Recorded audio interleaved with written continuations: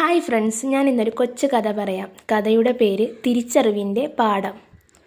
ശ്രുതിക്ക് മറ്റുള്ളവരുടെ കുറ്റങ്ങളും കുറവുകളും പെട്ടെന്ന് കണ്ടുപിടിക്കാൻ ഒരു പ്രത്യേക കഴിവുണ്ടായിരുന്നു.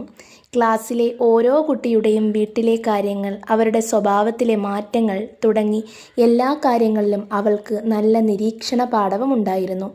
ചിലപ്പോഴൊക്കെ അവൾ മറ്റുള്ളവരുടെ കുറവുകൾ പരിഹസിക്കുകയും ചെയ്യുമായിരുന്നു. എന്നാൽ സ്വന്തം തെറ്റുകൾ അവൾ ഒരിക്കലും ശ്രദ്ധിച്ചിരുന്നില്ല.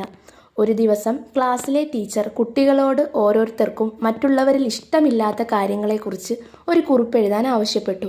എല്ലാവരും എഴുതി നൽകിയപ്പോൾ ടീച്ചർ ഓരോരുത്തരുടെയും കുറിപ്പുകൾ വായിച്ചു. അതിൽ ഏറ്റവും കൂടുതൽ പരാമർശിക്കപ്പെട്ട പേര് ശ്രുതിയുടേതായിരുന്നു.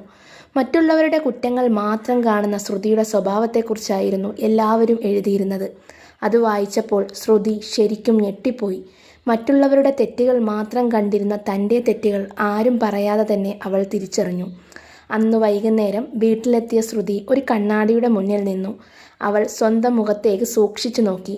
തൻ്റെ കണ്ണുകളിലെ കുറ്റപ്പെടുത്തുന്ന ഭാവം അവൾ തിരിച്ചറിഞ്ഞു. അന്നു മുതൽ ശ്രുതി തൻ്റെ സ്വഭാവത്തിൽ മാറ്റങ്ങൾ വരുത്താൻ തുടങ്ങി.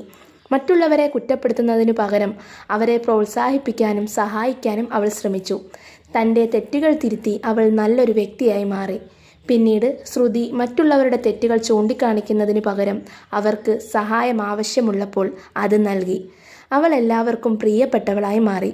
കാലം കടന്നുപോയി. ശ്രുതി ഒരു കോളേജ് അധ്യാപികയായി ജോലിയിൽ പ്രവേശിച്ചു. തൻ്റെ വിദ്യാർത്ഥികളെ സ്നേഹത്തോടെയും കരുതലോടെയും കൂടി പഠിപ്പിക്കാൻ ശ്രുതി പ്രത്യേകം ശ്രദ്ധിച്ചു. തൻ്റെ ജീവിതത്തിൽ നിന്നും പഠിച്ച പാഠങ്ങൾ അവൾ തൻ്റെ വിദ്യാർത്ഥികൾക്ക് പറഞ്ഞു കൊടുത്തു.